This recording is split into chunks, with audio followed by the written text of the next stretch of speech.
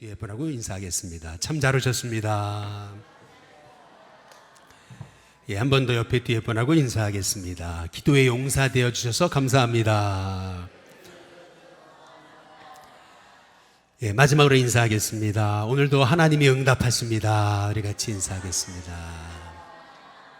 할렐루야. 오늘은 다윗의 애통에 관한 그러한 다윗의 애통의 기도에 관한 이제 말씀이거든요.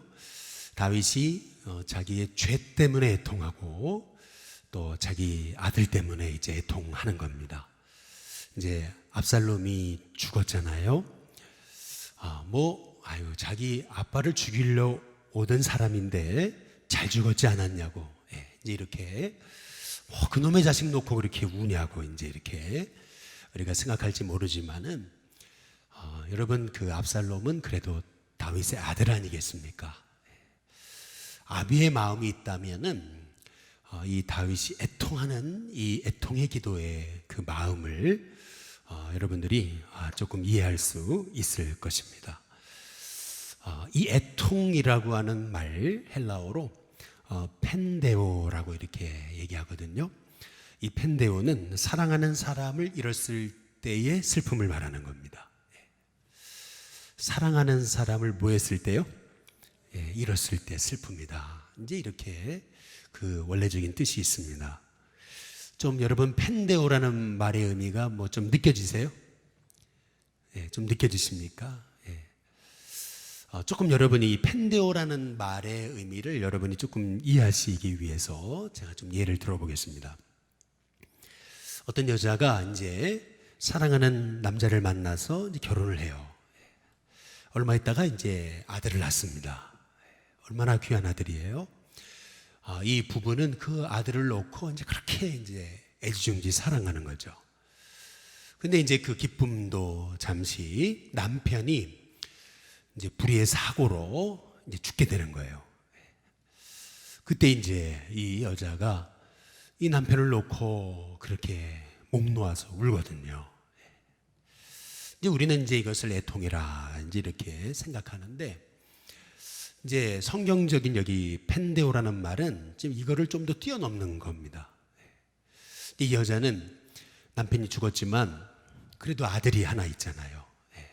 그 아들 그래도 잘 키워야 되는데, 내가 여기서 이렇게 눈물 짓고 울면 안 되겠다 이제 이렇게 생각해가지고 이제는 울지 말아야지 해가지고 이를 꽉 물고, 그리고 그때부터 안 울기로 결심하는 겁니다. 강하게 살기로.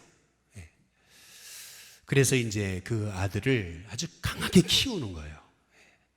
속으로는 매일 울었지만 그러나 겉으로는 아주 강하게 더 정말 이리락 물고 이제 사는 겁니다.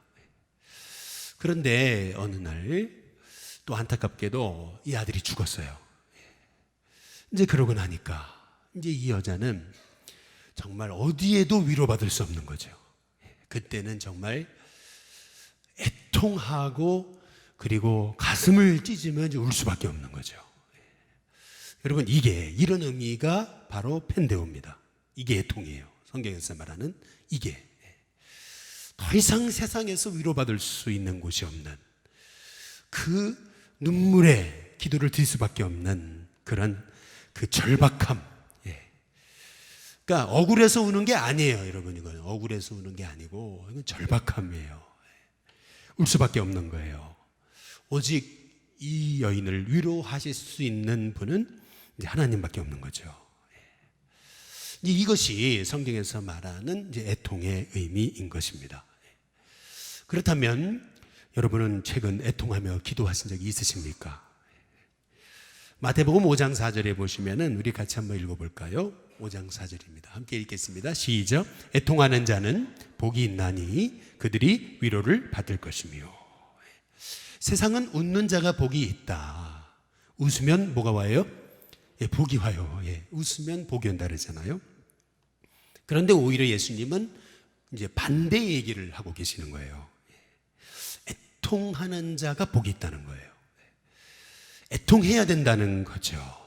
애통하는 것이 진정한 복이라는 거예요. 실은 우리 한국교회가 과거에는 애통하는 기도가 있었던 그 교회였습니다. 제 어릴 적 기억에도 애통의 기도가 끊이질 않았어요. 성도들이 모이면은요, 너도 나도 여기서 정말 애통하면서 울며 의지할 곳 없어서 하나님만 나의 반석으로 삼아서 그렇게 애통하며 기도했던 것이 한국교회였습니다. 저도 저희 어머니가 애통하며 기도하는 모습을 참 많이 보며 자라왔습니다. 부끄러운 얘기 하나 이제 좀 드리면은, 전에 이제 섬기던 교회에서, 교회가 크니까요, 이제 1층, 2층, 3층, 4층 막 이렇게 5층이 있는데, 우리 교회처럼 이제 2층부터 해가지고 3층, 4층이 이제 본당이고, 그러다 보니까 이제 우리 저쪽 이제 방송실이 있는 쪽, 그 뒤쪽에 공간이 있어요. 그래가지고 그 뒤쪽에다가 이제 칸칸이 기도실을 만든 거죠. 한 사람, 한 두 사람 들어가면은, 한 세 사람 들어가면은 꽉 차는 그런 공간이에요. 딱 한 사람, 두 사람 들어가서 기도할 수 있도록.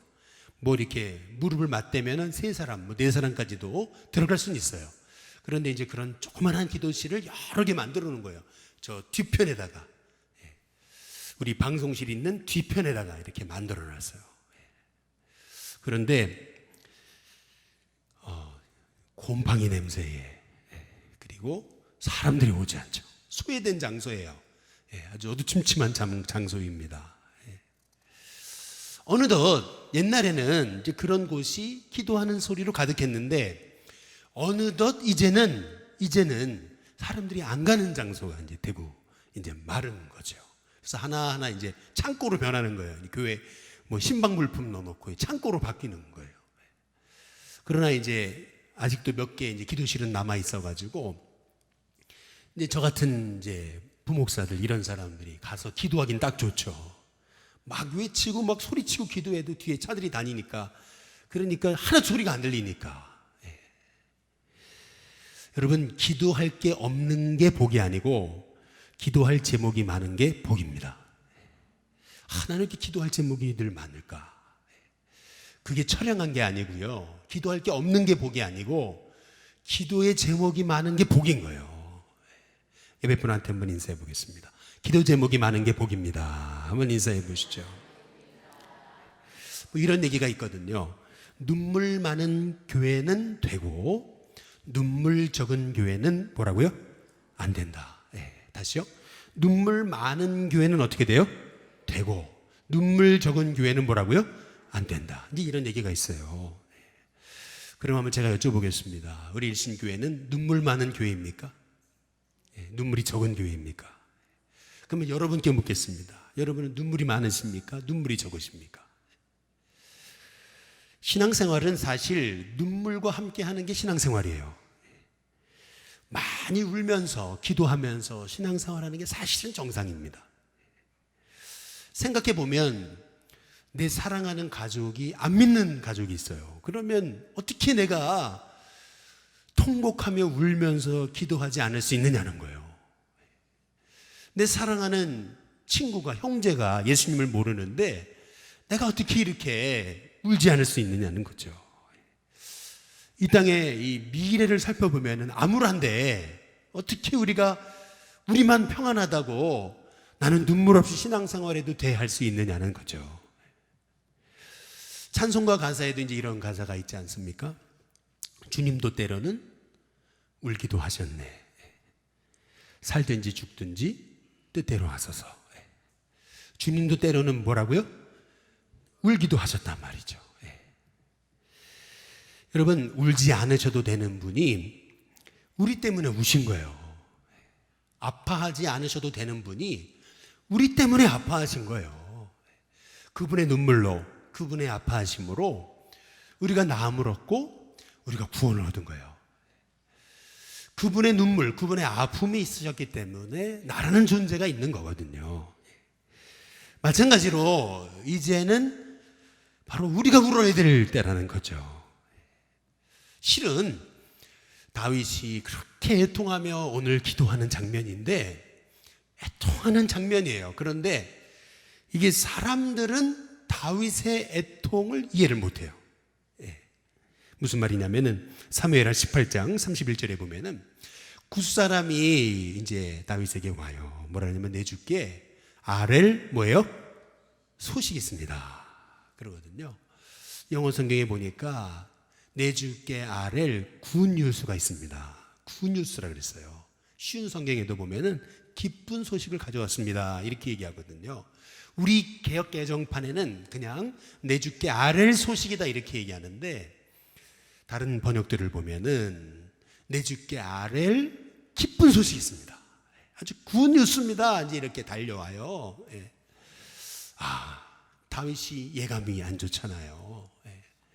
거기 우리 사무엘하 18장 우리 32절에 보시면은 아직 왕은 압살롬의 죽음의 소식을 모르는 거예요. 그래서 묻습니다. 왕이 구스 사람에게 물어요. 젊은 어린 압살롬은 잘 있느냐? 아니 지금 구테타를 할 정도로 이 압살롬이 장성했어요. 그런데 아비의 심정으로는 여전히 젊은 압살롬이, 어린 압살롬이죠. 가엾은 압살롬은 잘 있느냐? 어떻게 됐느냐? 묻습니다. 그때 구스 사람이 뭐라고 대답을 하냐면은 차마 압살롬 그놈이 죽었다 이렇게 얘기는 못하고 이렇게 대답하는 거죠. 왕을 대적하는 자들은 다 그 누구와요? 예, 청년과 같이 되기 원합니다. 그 청년이라는 단어를 쓰거든요. 차마 압살롬이 죽었습니다 얘기는 못하고 왕을 대적하는 자는 다 그 청년과 같이 되기를 원합니다. 압살롬이 죽었구나. 이제 다윗이 깨닫잖아요. 그때 다윗의 반응을 보세요. 사무엘하 18장 33절입니다. 여기 보니까 같이 한번 읽어보시죠. 같이 읽습니다. 시작. 왕의 마음이 심히 아파 문 위층으로 올라가서 우니라. 그가 올라갈 때에 말하기를 내 아들 압살롬아, 내 아들 압살롬아, 차라리 내가 너를 대신하여 죽었다면 압살롬 내 아들아 하였더라. 여기 말씀을 잘 보시면은 왕의 마음이 어떻게 해요? 심히 아팠다 그러거든요. 가슴을 움켜쥐는 애통이 있었다는 거예요. 가슴이 찢어지게 아픈 거죠. 그리고 나서 어떻게 했어요? 문 어디로 올라가요? 위층으로. 이 성경에 보면 성문 위로 올라갔다고 그래요. 성문 위로. 왜냐하면은 지금 자기 아들 때문에 이러한 이 나라에 큰 위기가 왔던 거잖아요. 압살롬이 죽었다는 얘기를 듣고 다윗은 지금 너무 마음이 애통한데 이제 그 애통하는 모습을 보여줄 수가 없는 거예요. 그래가지고 급하게 문 위층으로 뛰어 올라가요. 올라가서 웁니다. 숨죽여 우는 거죠. 입을 탁 틀어막고 아마 숨죽여 올라갔을 거예요. 근데 그 다음 구절에 보니까 그가 뭐 할 때예요? 올라갈 때 이랬거든요. 올라갈 때. 벌써 사람들한테 들켰어요. 올라갈 때 내 아들 압살롬아, 내 아들 압살롬아 하면서 다윗이 성문 위로 올라가는 거예요. 사람들 보이지 않는 곳으로. 거기에서 다윗이 올라가면서 차라리 내가 죽었어야 되는데 네가 죽은 건 나 때문이다. 이제 이러면서 여기 보니까 다윗이 내 아들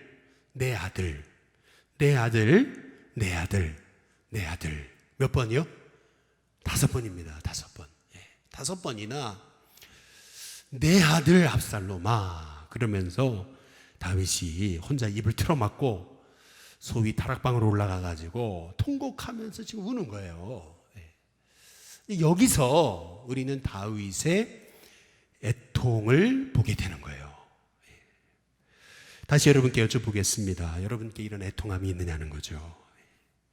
저는 이 다윗의 애통을 보면서 우리가 붙잡아야 될 3가지 이제 애통의 기도 제목 3가지를 이제 발견하게 되는 겁니다.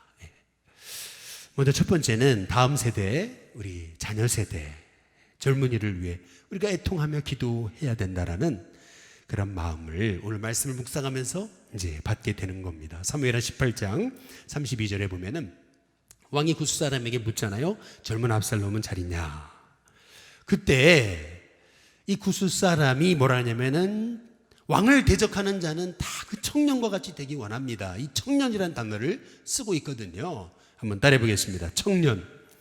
예, 저는 이 청년이라는 이 단어를 묵상하면서 이것이 정말 이 시대를 향한 우리가 애통하며 기도해야 될 기도의 제목이다 라고 하는 것을 이제 깨닫게 되는 겁니다. 지난 주일날 이제 제가 이제 인사를 하고 성도님들과 인사를 하는데 우리 교회에 성도님 한 분이 이제 저한테 신문기사 하나를 오려가지고 가져오셨어요. 그 신문기사를 꼭 목사님 한번 보시라고 그래가지고 신문기사를 이렇게 이제 제가 이제 보게 됐거든요. 근데 이제 그 신문기사의 내용이 뭐냐면은 이제 이런 거예요.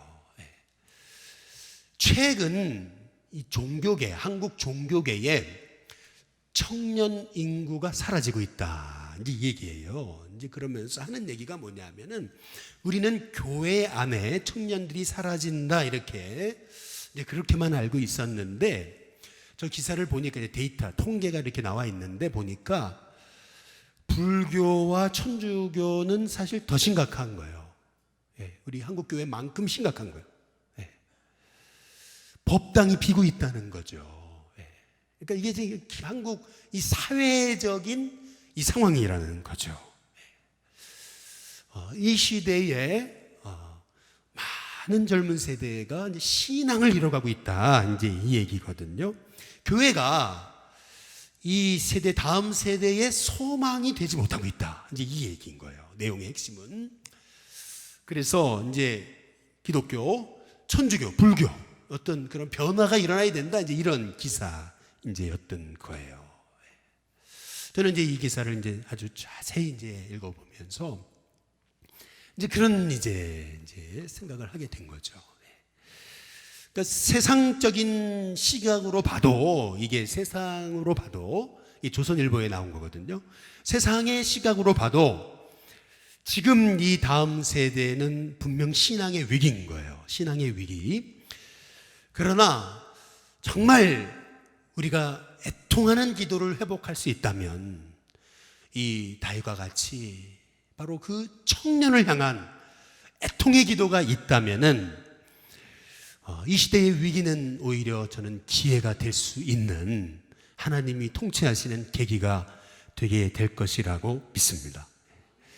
애통하면서 우리 한국교회에 있었던 그 애통의 기도, 기도실마다 자리가 없어가지고 기도하는 사람으로 가득 차던 그 한국교회가 이제는 기도실마다 이제는 곰팡이 냄새가 나고 이제는 아주 그냥 우범지대가 되어버리는 그러한 한국교회가 아닌 다시금 기도의 자리에 우리가 모여들어서 하나님 앞에 기도하기 시작한다면 더 어려운 한국 사회에 더 어려운 그 고난도 이겨냈는데 하물며 이렇게 우리 사회가 풍족한 사회라고 하는데 왜 우리에게 하나님의 부흥과 역사가 왜 안 일어나냐는 거죠.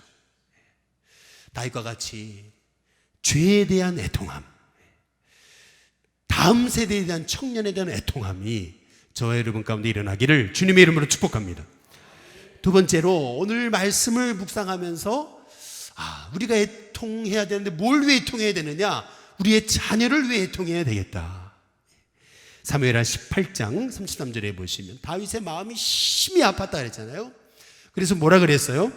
아들아, 아들아, 아들아, 아들아, 아들아 그러거든요.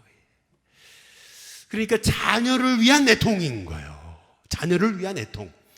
여러분 그거 아세요? 좀 이따 살펴보겠지만은 다윗은 본래 다윗의 트레이드 마크는 애통의 기도였습니다. 다윗은 애통하면서 기도했어요. 사울에게 쫓김을 당할 때 그의 기도는 시편을 읽어보세요. 그의 기도는 애통하면서 기도했어요. 그런데 다윗이 왕이 딱 되고 나서 애통의 기도가 사라져요. 그러면서 나타난 현상은 바세바를 간음하죠. 그리고 암논 사건이 일어나고 다말 사건이 일어나고 그리고 압살롬 사건이 일어나는 거예요. 다윗은 깨닫는 거예요. 압살롬의 죽음을 보면서 다윗은 깨닫는 거죠. 내가 하나님 앞에 바로 서지 못해서 그렇구나. 내 죄 때문이구나. 나 때문이구나. 이제 다윗이 깨닫고 다윗이 성문 위로 올라가서 숨죽여서 하나님 앞에 통곡하며 우는 거거든요. 애통의 기도가 회복돼야 저와 여러분 가운데 진정한 하나님의 회복이 회복되는 줄로 믿습니다. 한나의 애통을 들으신 하나님이 사무엘을 일으키시고, 히스기야의 애통을 들으신 하나님이 히스기야의 생명을 연장하시고, 베드로의 애통을 들으신 하나님이 베드로를 초대교회의 최고의 지도자로 삼으시는 거예요. 애통의 기도의 자리는 회복의 자리인 거예요. 애통의 기도를 하나님 들으시는 거예요. 저와 여러분 가운데 애통의 기도가 회복되시길 주님의 이름으로 축복합니다. 옆에 분, 뒤에 분하고 인사해 보겠습니다. 애통의 기도를 회복하시기 바랍니다. 한번 인사하겠습니다. 마지막 세 번째 기도 제목, 붙들게 되는 기도 제목은 우리가 가슴에 품은 영적 자녀, 태신자를 위해 애통하며 우리가 기도해야 될 때라는 거죠. 조지 뮬러는 평생 50년 이상 자기 친구를 위해 기도했대잖아요. 결국 두 친구는 구원받았고 두 친구는 죽은 이후까지도 예수님 안 믿었다잖아요. 그러나 죽음 이후에 조지 뮬러가 평생 친구들을 위해 기도했다는 사실을 알고 이 두 친구마저도 나중에는 주님 앞에 돌아왔다 그러잖아요. 결국 우리가 드린, 하나님 앞에 드린 기도는 당장에는 응답되지 않는 것 같아도 결국 하나님이 들으신다는 거. 기도의 씨앗은 결국 하나님의 때, 하나님의 방법으로 하나님이 응답하신다라고 하는 얘기죠. 여러분, 기도는 반드시 응답됩니다. 하나님 기도를 통해서 일하십니다. 우리가 회복해야 되는 것은 바로 이러한 애통의 기도인 거예요. 되면 되고 말면 말고 하니까 나는 뭐 울어야 될 제목도 없고, 나는 이렇게 그래도 편한데, 이렇게 등 따뜻하고 뭐 배부르고 편한데, 이제 여러분, 이것이 사실 다윗이었거든요. 애통해야 될 이유를 찾지를 못했어요. 그런데 알고 보니까 애통의 기도를 잃어버린 순간 다윗은 영적으로 무능해진 거예요. 영적으로 아무것도 해결할 수 있는 일이 없었더라는 거죠. 시편 56편 8절에 이제 보시면은 다윗의 기도예요. 그 56편 8절 그 타이틀을 읽어보세요. 타이틀을 읽어보시면은 다윗이 사울에게 쫓김받아 어려움 당할 때 지은 시입니다. 근데 그 시에 무슨 내용이 나오는 거냐면은 나의 눈물을 뭐예요? 주의 병에 어떻게 하라고요? 담으소서. 내 눈물을 주의 병에 담으시옵소서. 이 나의 눈물을 주의 병에 담으소서라고 하는 이 책들이 많아요. 이 책 제목이 많아요. 나의 눈물을 주의 병에 담으소서. 저희 집에도 이 책 제목을 가진 두 다른 분이 쓴 책이 두 권이나 있어요. 한 분은 선교사님이고 한 분은 방지일 목사님이라고 그 장로교회에서 가장 존경받고 그 장수하신 목사님 중에 한 분인데, 이 두 분 책이 있더라고요. 저희 집에도. 선교사님들이 오후지에 선교하면서 그 외로움과 싸우면서 이분들이 늘 기도했던 기도의 제목이 나의 눈물을 주의 병에 담으소서인 거예요. 눈물 없이는 이 사역을 감당할 수 없다는 거죠. 근데 이 기도가 다윗이 본래 광야에서 고통당할 때 드렸던 기도인 거예요.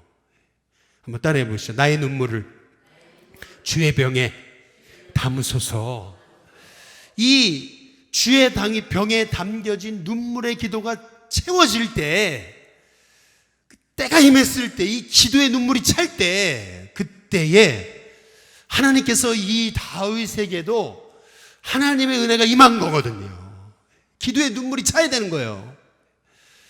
마찬가지로 저와 여러분 가운데도 애통의 기도의 눈물이 차게 되시기를 주님의 이름으로 축복합니다. 우리 찬송가 539장에 찬송가 가사에도 너 예수께 조용히 나가 내 모든 짐 내려놓고 주 십자가 사랑을 믿어 죄사함 너 받으라. 주 예수께 조용히 나가 그 다음 뭐예요? 마음을 어떻게 하라고요? 쏟아놔라. 애통하며 기도하라는 거예요. 쏟아놔라. 늘 어떻게 하시는 주님이요? 은밀하게 보시는 주님이 우리에게 큰 은혜를 베푸시겠다는 거죠. 오늘 이 밤에 저와 여러분 가운데 이런 다윗의 예통의 기도가 다시 회복되기를 주의 이름으로 축복합니다.